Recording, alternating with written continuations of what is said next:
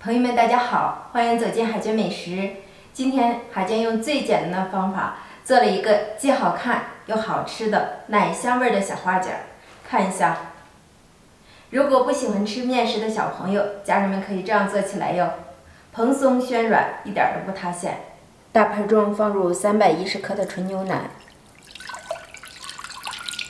加入4克的酵母，5克白糖，促进发酵。充分的搅拌均匀，让酵母融化。看到酵母基本融化后，分少量多次的加入1斤面粉，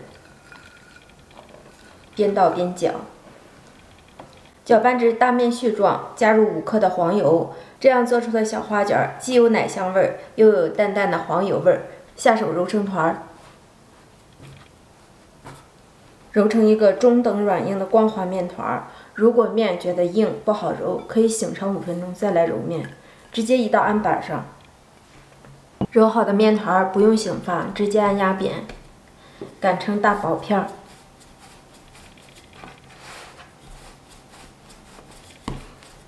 擀制的过程中，如果粘案板，可以适当的少放一些面粉，不要放太多。这个面片不要擀得太厚，也不要擀得太过于薄。大概为0.2厘米左右即可。我们利用一个模具或者是酒瓶盖压出圆形。家里没有这种模具的，我们就用小杯子口即可。压好以后，扯去多余的面皮儿，重复制作。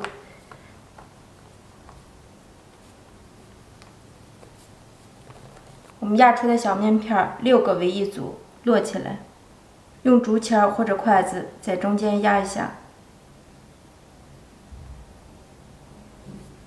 抽出竹签儿，一个小花卷的生坯就制作完成了。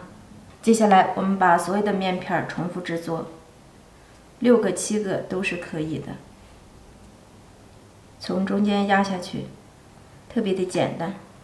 抽出来，做好的花卷生坯直接摆放在壁帘上，中间拉开一些空隙，因为它发酵的时候还要大一些。做好的小花卷生坯，我们放在温水锅中，盖上盖子，醒发半个小时。看一下花卷的醒发状态，看起来变得胖乎乎的。拿一个放在手中，轻飘飘的，这样就可以了。盖上盖子，我们先把水烧开，水开以后蒸10分钟。时间到，先把火关掉，然后再焖3分钟。3分钟以后，我们打开盖子看一下。哇，好漂亮！浓浓的奶香味儿扑面而来。朋友们看一下，1斤的面粉，我做了这么多花卷儿，看着漂不漂亮？蓬松暄软，一点都不回缩，不塌陷，而且有淡淡的奶香味儿，夹杂着黄油的香味儿，营养美味又健康。学会了，我们再也不用出去买了。最后的一块面，我还揉了一个馒头，看这个馒头也是特别的光滑，不塌陷，不回缩。谢谢您对海娟美食的支持，我们下期见。